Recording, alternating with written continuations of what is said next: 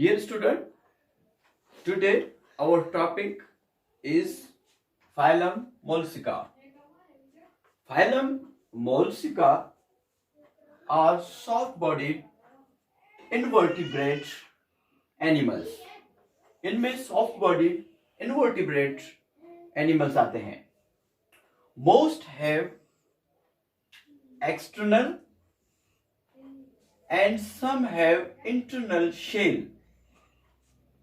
इनमें mostly external shell होता है बाहर की तरफ, and some have internal shell.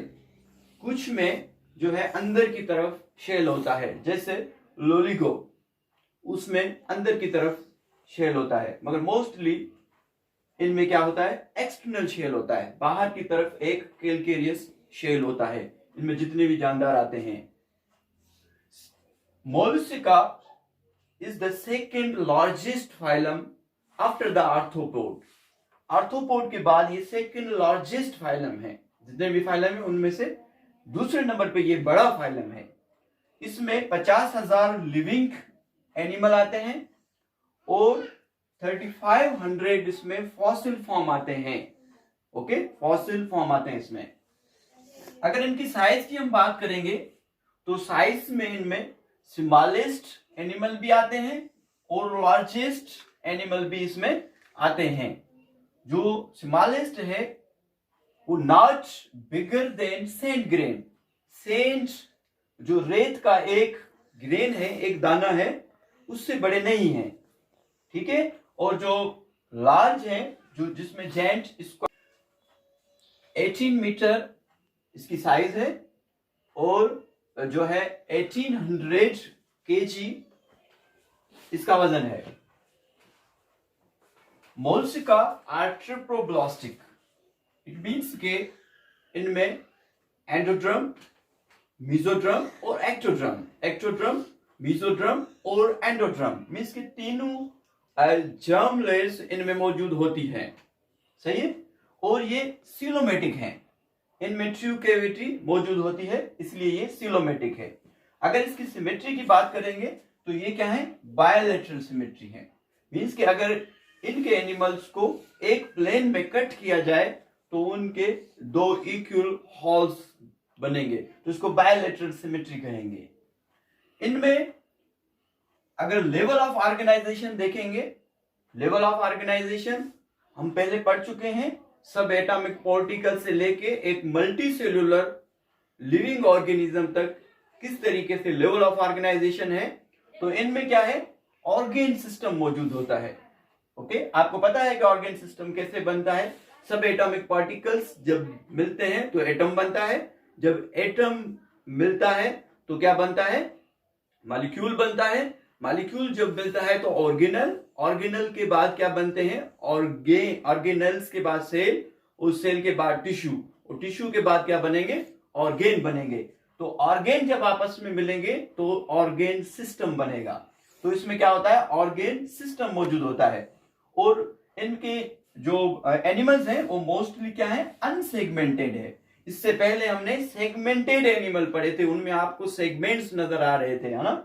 मगर इनमें सेगमेंट्स मौजूद नहीं होते. ये अनसेगमेंटेड एनिमल्स हैं मोस्टली. अगर इनकी एलिमेंट्री कैनाल की बात करेंगे तो इनमें एलिमेंट्री कैनाल या तो एक स्ट्रेट लाइन है, जैसे हमने अर्थवर्म में देखा था, एक स्ट्रेट जो एक ट्यूब था जो कि इसकी एलिमेंट्री कैनाल थी, जिसके जो उसमें क्या था, एलिमेंट्री. या तो इनमें एलिमेंट्री कैनाल क्वाइल होती है. अगर आप इस तस्वीर को देखेंगे तो इसमें जो है एलिमेंट्री कैनाल क्या है, क्वाइल की सूरत में है. और एलिमेंट्री कैनाल में दूसरा क्या मौजूद होता है, एक साइड पे माउथ होता है और दूसरी साइड पे इसका एनस होता है. दोनों अपोजिट एंड्स पे मौजूद होते हैं. अगर एक्सक्रीशन की बात करेंगे, एक्सक्रीटरी सिस्टम अगर इसका देखेंगे और इसका नर्वस सिस्टम देखेंगे तो इन जानदारों में जो मोलस्का के एनिमल्स हैं इनमें वेल डेवलप है. अगर दूसरों से हम कंपेयर करेंगे, पिछले जितने भी हमने फाइलम के एनिमल्स देखे हैं उनमें से इनके जो जानदार हैं इनमें जो एक्सक्रीटरी सिस्टम है और जो इनका नर्वस सिस्टम है वो वेल डेवलप है. रेस्पिरेशन, सांस लेने का अमल इनमें कैसे होता है, जो एक्वेटिक हैं, जो पानी में रहते हैं जानदार, उनमें सांस लेने का अमल होता है गिल्स के थ्रू। इनमें गिल्स मौजूद होती हैं, इनमें होता है गिल्स के थ्रू। और जो खुश्की पे रहते हैं टेरेस्ट्रियल एनिमल हैं, जो कि मोलस्का टेरेस्ट्रियल हैं, उनमें रूडिमेंट्री लंग्स होते हैं, मींस के प्राइमरी लंग्स उनमें होते हैं। ठीक है, ये देखें, ये जो है पिला है, उसका इंटरनल स्ट्रक्चर अगर आप देखेंगे तो इसमें गिल्स मौजूद होते हैं।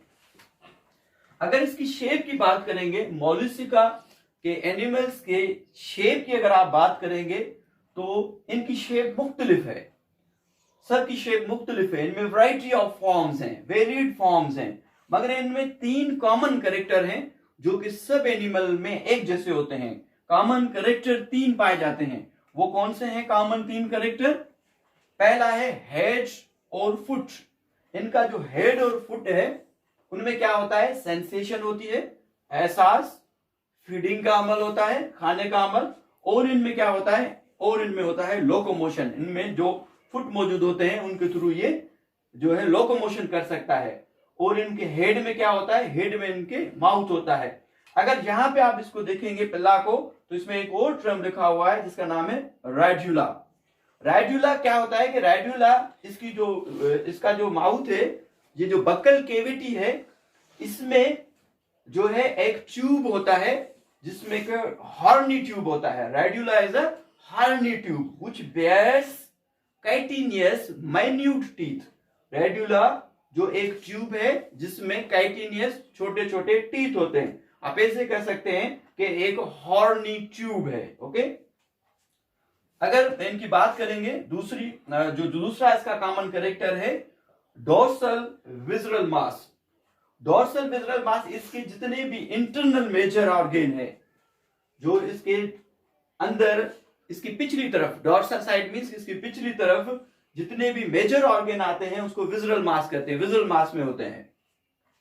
और जो तीसरा है उसको कहते हैं अमेंटल। मेंटल एक जो है टिश्यू की लेयर है। यहां पे अगर आप देखेंगे तो ये आपको एक लेयर नजर आ रही है, ये एक लेयर है, एक टिश्यू की लेयर है जो कि पूरी बॉडी के बाहर होती है, पूरी बॉडी के सराउंड करती है। entire body of molluscous animal which consists a layer, a tissue layer. The tissue layer which surrounds the animal, this layer is called mantle. इसको हम मेंटल कहेंगे। ओके, इनमें सेक्सेस सेपरेट होते हैं।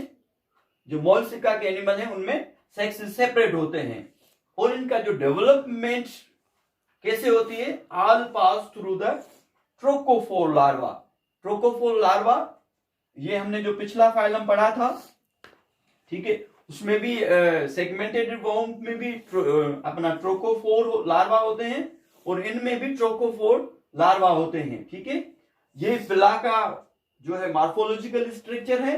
इसमें फुट भी नजर आ रहा है, आइस नजर आ रहे हैं, first tentacle and second tentacles आपको नजर आ रहे हैं। ठीक है, ऊपर अपर क्यूलम नजर आ रहा है, विजुअल मास नजर आ रहा है, बाहर की तरफ शेल भी आपको नजर आ रहा है। और ये इंटरनल स्ट्रक्चर है, अंदर की तरफ आपको इंटेस्टाइन नजर आ रहा है। ठीक है, और गिल्स भी नजर आ रहा है। ओके, और ये जो स्पेस है ये कैविटी मेंटल कैविटी है। Thank you so much. मुझे उम्मीद है कि मोलस्का के जो जनरल कैरेक्टर हैं उसके बारे में आप समझ चुके होंगे। बाकी जो मोलस्का की क्लासिफिकेशन है उसको हम अगले लेक्चर में इंशाल्लाह ताला डिस्कस करेंगे। Thank you so much.